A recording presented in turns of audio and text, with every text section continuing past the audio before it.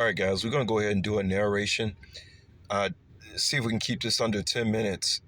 This was when I was in New York. I had just bought a Lincoln Town car. I was in New York. And I was talking about Vegas, the Vegas incident. Because you know y'all boy just been everywhere. Like, where's Waldo? But let's go ahead and play this, guys. And I'm going to get into it. Area. So I used to see news vans outside the limo company. I didn't really know what was going on. And a buddy of mine informed me about what it could be going on and to be careful of certain skits that they may try to involve you in. But I actually took some twins, these chicks, to that event, that concert. I can't remember the name right now, but y'all know it's probably good I don't remember the concert name because they probably, if I said trigger words on here, they'd probably shut my channel down. So I gotta be careful about what I say. But yeah, I took these girls to the event, the Vegas incident, that night. I remember. So these girls, guys, that I'm talking about, when I left the first limo company I was working at in Las Vegas, I went to another limo company to work part-time with Bonnie Springs Ranch. And it was so funny because when I got hired at this place, I never forget when I went in for an interview, it was these twins. It was these white girls. They were twins, right? And when I went in for the interview, the lady I was interviewing with, she was a white lady, right? And these twins, it was so funny because it was the first, like when I was interviewing with this lady, it was those twins. It was strange because when I was in the interview room, these two twins were standing behind me, almost like making faces at this lady, like, "Oh, you're gonna hire him because we want him." I'm telling y'all, this actually happened. I'll never forget it. There I was interviewing, and I felt like I was interviewing for something else, if y'all know what I mean. These twins wanted to make a move on me, guys, and they tried several things to do it. Even after I got hired, they were trying to make moves on me. But the weird thing about it was, they were like making moves on me in situations where there was always a camera around.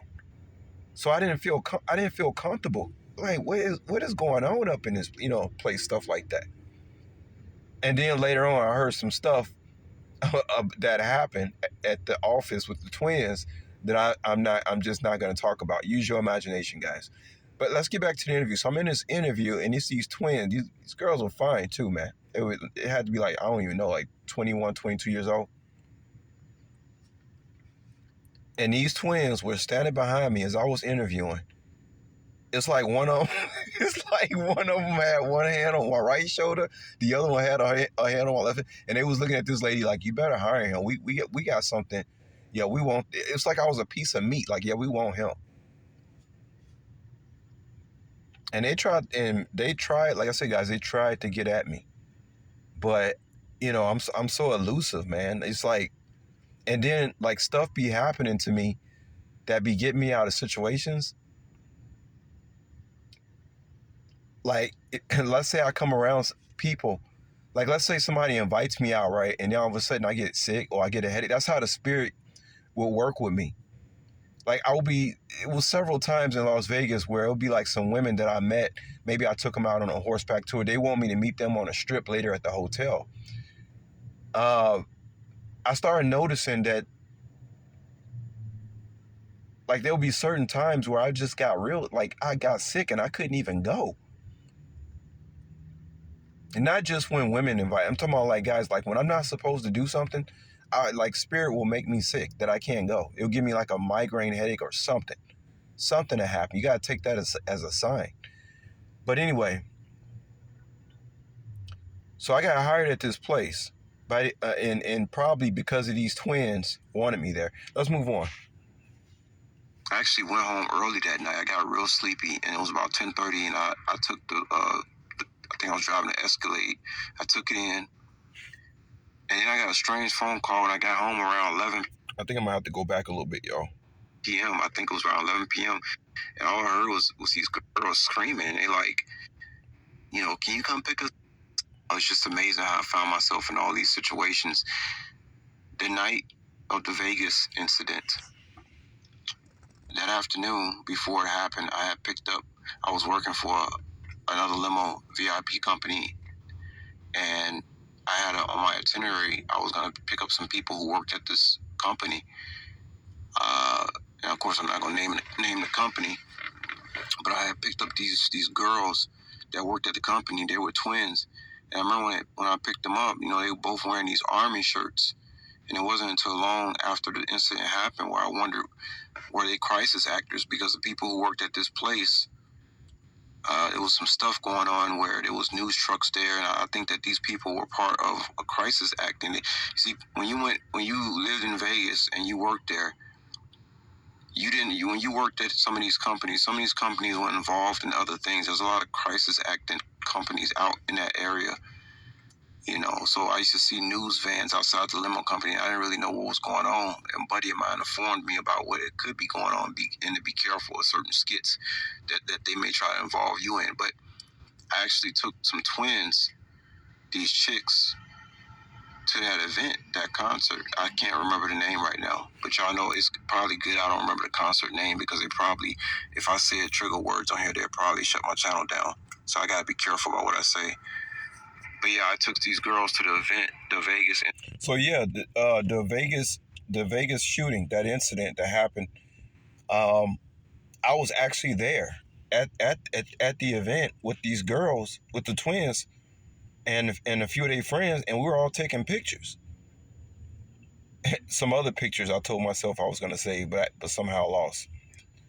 So I was actually at the the Vegas shooting event before it happened. I was there taking pictures, and I'm trying to think. It was like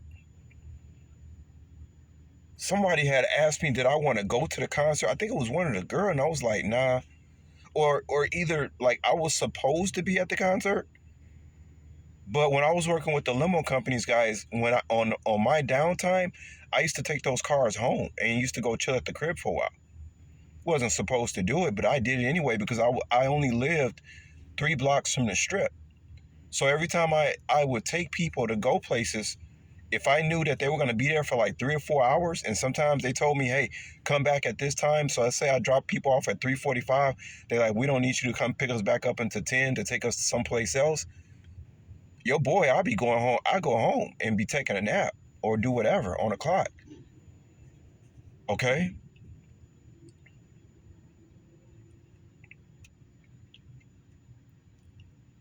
Let's continue.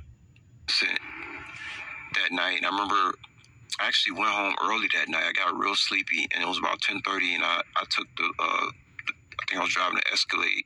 I took it in, and then I got a strange phone call when I got home around 11 p.m. I think it was around 11 p.m. And all I heard was these girls screaming, and they like, can you come pick us up, and blah blah blah, and something's going on. And I'm just like, so the thing is that I was let me see what was going on.